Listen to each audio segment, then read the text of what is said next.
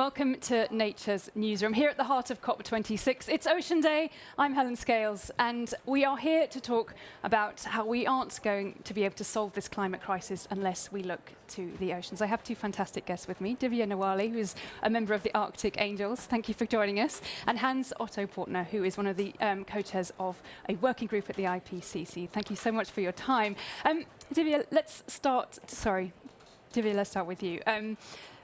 What I want to get is an idea of why the oceans matter. And I think you've got a very particular perspective on that from the polar region. So perhaps you could tell us about why you feel that this is key to these negotiations here at COP. Thank you, Ellen. So I had the opportunity 10 years ago to go to Antarctica as a young environmental champion from India. And when I was there, I saw snow for the first time ever in my life. Coming from southern India, some of the memories that I have about climate change is really the tsunami. I was 13 when I saw the tsunami on TV and looked at the devastation that was caused. And so the ocean had a huge significance for me back then. And later I started kind of doing a bit of disaster relief work.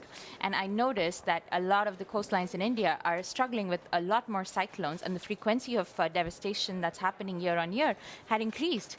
I couldn't connect the dots until I actually had this opportunity to go to Antarctica and see the ocean there and realize that, these polar regions are actually the thermostats of the planet.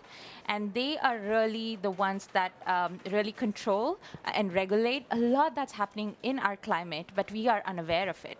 And to have experienced the polar region and be able to even actually experience the ozone hole. So when I was there, one of the days I forgot my goggles and I ended up going on the ice without actually wearing my sunglasses. And my eyes went red because the ozone hole is in Antarctica. And why is it there? Because the chlorofluorocarbons were used, like even before I was born, they were used all over the world in refrigeration. But finally, the gases were so heavy that they went all the way south and reached Antarctica and caused the ozone hole over there. And so something that occurred even before I was born had an impact on my eyes, and my eyes went red for 2 days. So it's really that kind of impact that I was able to experience and then bring back home and say that every day what happens in the polar regions and in our oceans especially is relevant to the sea level rise that's going to occur on the planet, and especially in India, where we'll have the youngest population in the world in the future, in the next 20, 30 years. There's a lot going on that we need to understand. So you have a wonderful personal view on all of that. Thank you. Hans-Otto, let's move to you. You're part of a report that came out a couple of years ago about the ocean and cryosphere. You've got a very global view as well of this whole system. Can you tell us a bit about the impacts that are most pressing in terms of the ocean and how it relates to our climate and what it is that we really need to be thinking about? Well, the impacts are the other side of the coin. As we've just heard, the ocean have a big role in climate stabilization. Without the ocean, there wouldn't be any life on the planet. The ocean are buffering the heat. They are taking up CO2 that we are emitting. But this comes at a cost. We have ocean acidification, we have ocean warming, we are exposing, and we have oxygen loss in the ocean. We are exposing ecosystems to very unusual conditions increasingly, and we are challenging the ocean as a life-sustaining unit for life in the ocean, but also for us in terms of taking food from the ocean, fisheries, and so forth. All of these things are shifting. They are affected, and looking after the ecosystems in the oceans by also protecting the ocean from further climate changes is very important. And we are learning more and more how important the ecosystems in the oceans also are in terms of storing the carbon away that we are emitting.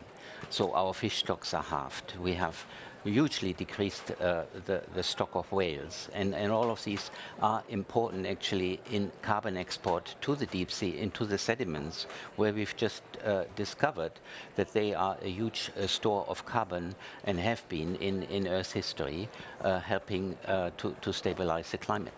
And we have this lack of the oceans getting into these messages that are being put out by the leaders in their addresses here. No, this COP needs to be more blue. How do we do that, do you think? What are the key messages you think need to come out of this COP and go beyond? we've had Very briefly, please. Yeah, we've had some success. The UNFCCC has set up an ocean group, a forum for where ocean issues are being discussed. Certainly, bringing this into the decision room is a challenge.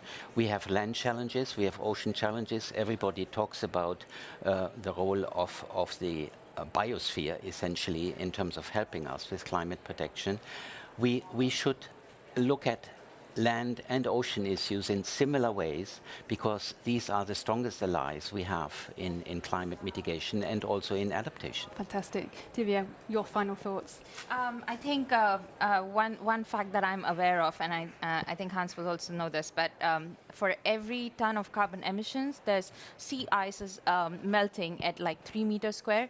And so if you're talking about net zero emissions moving farther and farther away, that it means that much more sea ice is melting faster and coming into our oceans and causing all those issues, like from, affecting the biodiversity in the oceans to ocean acidification and the sea level rise that's going to hit our cities. So I think we have to connect that the carbon is affecting our oceans every single moment and make decisions at COP26 keeping that in mind. Fantastic. Powerful. Thank you. Thoughts. Thank you both for joining us. Thank you for your time. Thank you.